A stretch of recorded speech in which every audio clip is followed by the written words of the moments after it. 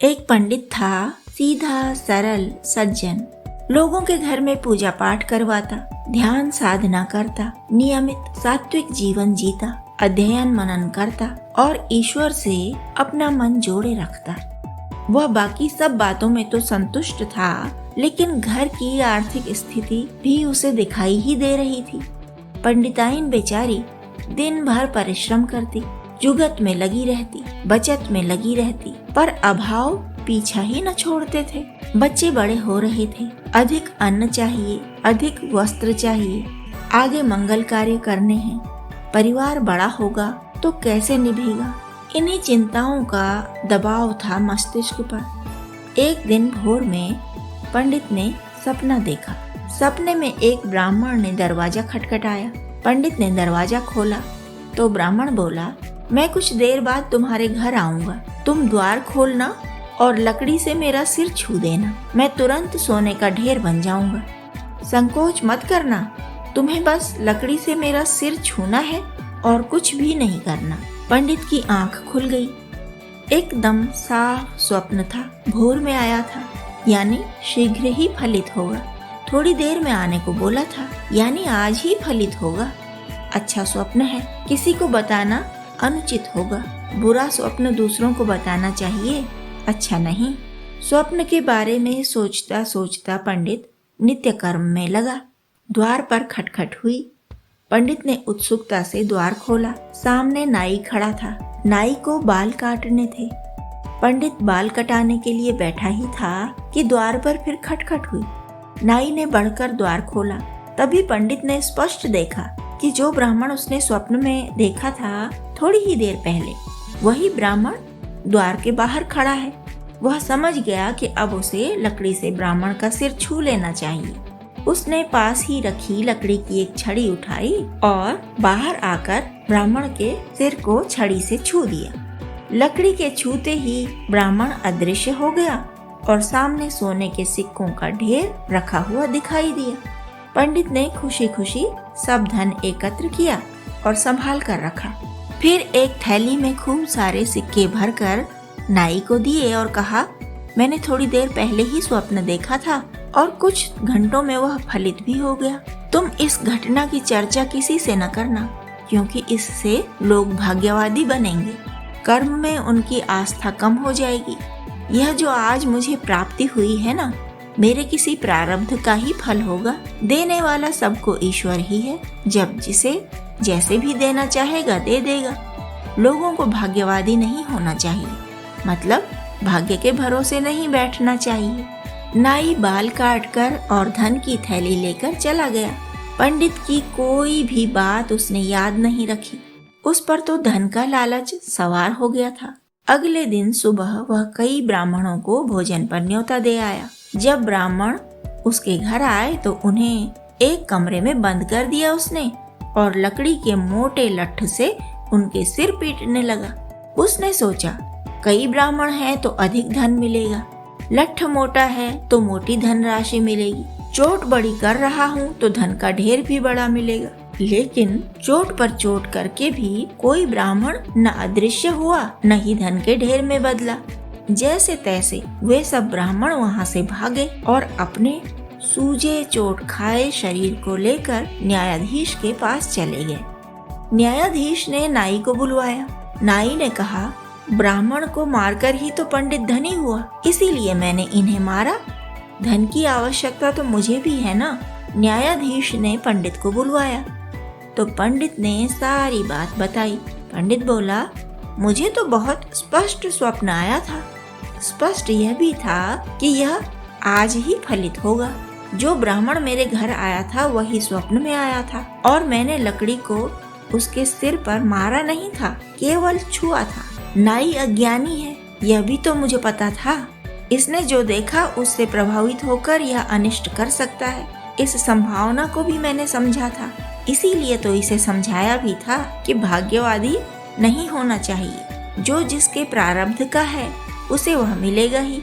मैंने इसे पर्याप्त धन भी दिया था ताकि अभावों के कारण यह कुछ अनर्थ न कर बैठे, क्योंकि इसने वह घटना देखी थी। तब भी इसने यह कांड कर डाला, तो बताइए मैं कहाँ दोषी हूँ। न्यायाधीश ने पंडित की बात को ध्यान से सुना और पंडित को ससम्मान विदा कर दिया। फिर नाई को कारागार में डाल दिया।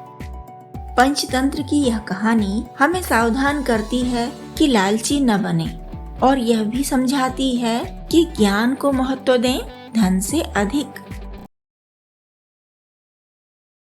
एक साधु था। एक छोटे से मंदिर में वह पूजा पाठ करता था। आसपास समृद्ध लोग रहते थे। वे साधु को हर पर्व त्योहार पर दान दिया करते थे, अन्न, वस्त्र, दक्षिणा।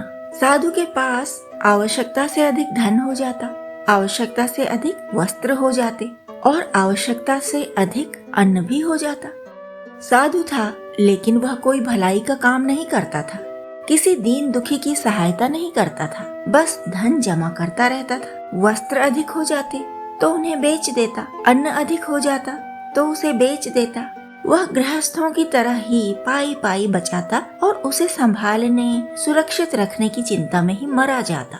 पूरी जमा पूंजी को वह हर पल साथ लिए चलता। कहीं भी कितना भी संभाल कर रखूंगा तो वह चोरी हो सकता है, यही डर उसे हमेशा सताता रहता था।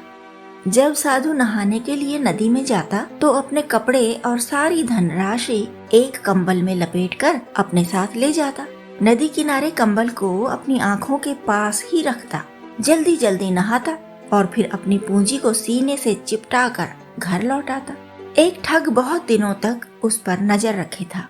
उसे पता था साधु धन इकट्ठा करता है और साथ लिए फिरता है। नदी में भी ऐसे उतरता है कि उसका कंबल थोड़ी ही दूरी पर रहे।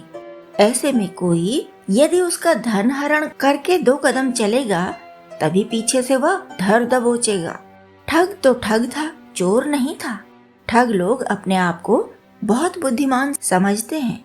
दूसरों की लापरवाही का, भोलेपन का और मूर्खता का वे भरपूर लाभ उठाते हैं। उस ठग ने भी यही किया। एक दिन वह मंदिर में गया और बहुत नम्रता के साथ बोला, साधु महाराज, आप महाज्ञानी हैं और मैं ज्ञान पाना चाहता हूँ, मुझे अपना शिष्य बना लीजिए। साधु ने सोचा, अच्छा है, कोई शिष्य साथ रहेगा तो सेवा ही करेगा। साधु ने उसके बारे में कोई जानकारी नहीं जुटाई, उसका अता पता नहीं पूछा, बस रख लिया साथ चेला बनाकर। चेला तो खूब अभिनय करता, कभी पाँव दबाता, कभी पंखा झलता, खूब व्यंजन बना बनाकर गुरुजी को खिलाता। उनके साथ नदी पर भी जाता, उन्हें नहलाता, उनके कपड़े धोता और वापस लौटते समय धीरे धीरे टटोल टटोल कर धनराशि कितनी होगी इसका अनुमान लगाता जाता। साधु को तो एक सेवक मिल गया था, वह खूब खुश था। खाने पहनने की कोई कमी वैसे भी नहीं थी। अब तो पकाने, धोने, सुखाने और सफाई आदि के सब कामों से छुटकारा मिल गया था। ठग मंदिर को भी खूब स्वच्छ रखता। इस तरह साधु का पूरा विश्वास पा लिया ठग ने। खूब पकाता और खाता, गुरु की सेवा का बहाना पकड़कर पैसे का ही जोड़ घटाना करता रहता, मन ही मन। ज्ञान तो साधु के पास कुछ था ही नहीं। ज्ञान होता तो पैसे के प्रति इतना अंधा मोह क्यों रखता। वह बस इधर उधर की बातें करता रहता था, निरर्थक सी बातें, निरुपयोगी बातें। ठग चेला हाँ में हाँ मिलाता रहता और कहता, गुरुजी आप धन्य हैं, आप धन्य हैं साधु महाराज, साधु महाराज आप बहुत बड़े ज्ञानी हैं। साधु गदगद हो जाता। धीरे धीरे धन की पोटली की रक्षा के लिए भी वह निश्चिंत होता गया। हट्टा कट्टा चेला जो साथ था, नदी में नहाने का भरपूर आनंद लेने लगे साधु जी महाराज। एक दिन तैरते हुए थोड़ा दूर तक निकल गए नदी में, तो किनारे बैठा श्रद्धालु शिष्य उनकी पोटली ले भागा। वह तो पूरी तैयारी से था। वहाँ से उड़नछू हुआ तो मीलों मील दूर निकल गया। नगर बदल दिया, प्रांत बदल दिया। मूर्ख साधु उसे कैसे पकड़ता। वह तो बस धन से अंधा मोह रखता था, उसे बटोरता रहता था। ज्ञान ध्यान कुछ भी तो उसके पास नहीं था। तब बाकी जीवन रोने धोने में ही तो निकलना था। एक था गधा। एक गीदड़ से उसकी दोस्ती हो गई। दोनों रात को मिलते, बातें करते और साथ साथ घूमते टहलते। एक दिन वे घूमते घूमते एक गांव की तरफ चले गए। वहां दिखाई दिए हरे भरे खेत, खेतों में लगी ककड़ियां। वे मजे मजे से वहां पेट भरने लगे। फिर तो उनके मुंह को ऐसा स्वाद लगा कि वे रोज आने लगे, खेतों में भरपेट खाने लगे। दोनों खूब मोटे ताजे हो गए। रात में वे इतना खा लेते कि दिन भर पड़े पड़े सोते रहते। न कोई कामकाज करते, न ही कोई भाग दौड़। बस रात को निकलते और मजे से पेट भरते। ऐसे ही खूब समय निकलता गया। किसान बेचारे दिन भर खेतों में मेहनत करते थे, इसलिए रात में उन्हें गहरी नींद आती थी। खेतों की थोड़ी बहुत आवाजें उन्हें जगा नहीं पाती। सुबह वे अपने उजड़े हुए खेत देखते और मन मार कर रह जाते। एक रात को गधे ने जब स्वादिष्ट ककड़ियाँ भर पेट खा ली तो वह बोला, गीदड़ भाई, मेरा तो गाना गाने को मन है। भर पेट खा चुका हूँ, अब मैं गाऊंगा। गीदड़ ने कहा, क्या कहते हो? तुम अच्छे गायक नहीं हो। चलो यहाँ से बाहर निकलें खेत से। गधा टस से मस न हुआ। वह कहने लगा, तुम्हें क्या पता मैं कितना अच्छा गाता हूँ? आज तक तो तुमने मेरा गाना सुना ही नहीं। आज तुम मेरा गाना सुन ही लो, फिर तुम भी मेरी प्रशंसा करोगे। गीदड़ ने गधे को मनाने की कोशिश की, लेकिन गधा नहीं माना। तब गीदड़ बोला, तुम गाना गाओगे तो मैं तुम्हें फूलों का हार पहनाऊंगा। तुम बस उतनी देर रुको जब तक मैं खेत से बाहर निकलूं।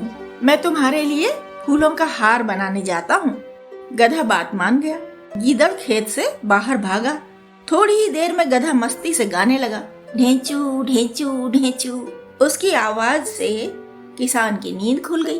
किसान ने एक मोटा डंडा उठाया और खेत की ओर दौड़ा। वहाँ गधा आंखें मूंद कर मस्ती से गर्धव राग अलाप रहा था। किसान ने ताबड़तोड़ डंडे बरसा दिए उस पर। बहुत दिनों का गुस्सा भरा था मन में, इसलिए किसान के हाथ खूब तेज तेज चल रहे थे और डंडा भी खूब मजबूत था। गधा बेचारा खेत से दूर भागने की कोशिश कर तो रहा था, पर उसका एक पैर उठते उठते तो दो डंडे पड़ जाते थे। उसे खेत से खूब दूर खदेड़ कर ही किसान लौटा। और हाँ, लौटने से पहले एक काम और किया उसने। एक भारी सी ओखली उसके गले से बांध दी, ताकि गधा सरलता से चल फिर भी न सके और खेतों की तरफ अगर आए तो उसकी घिसटती ओखल की आवाज से किसान की नींद खुल जाए और फिर वही डंडा लेके दे दनादन दे दनादन। ओखल घसीटता हुआ गधा जब अपने दोस्त गीदड़ के पास पहुंचा तो गीदड़ ने कहा, अच्छा, तुम्हारे सुंदर गाने पर यह पुरस्कार मिला है। गधा रोकर बोला, तुम तो ताने मत मारो दोस्त, तुम्हारी सलाह पर मैंने ध्यान नहीं दिया। ध्यान देता तो बीच खेत में खड़े होकर गीत न गाता तो मार न खाता। चलो, आज सीख मिल गई कि सलाह पर ध्यान देना चाहिए और जोश में होश नहीं खोना चाहिए। दिल से नहीं, निर्णय दिमाग से लेने चाहिए।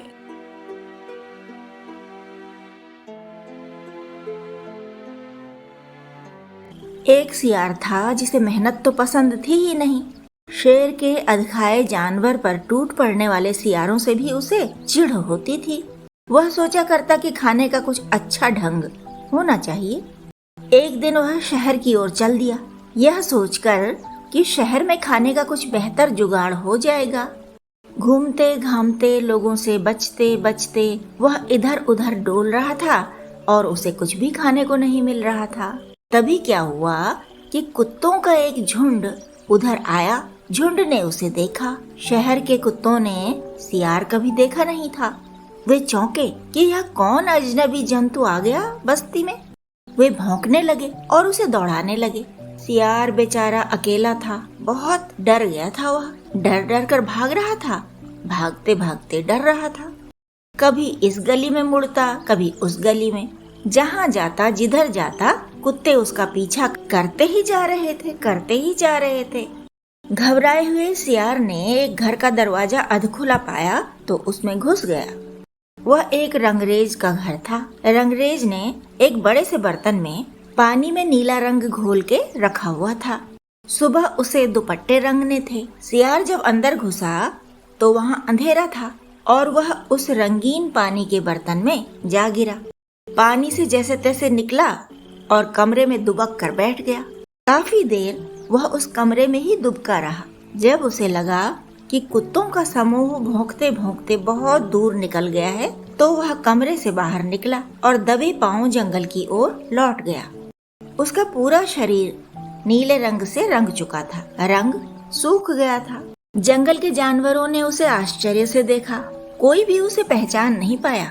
यहाँ तक कि उसके साथी सियार भी उसे नहीं पहचान पाए।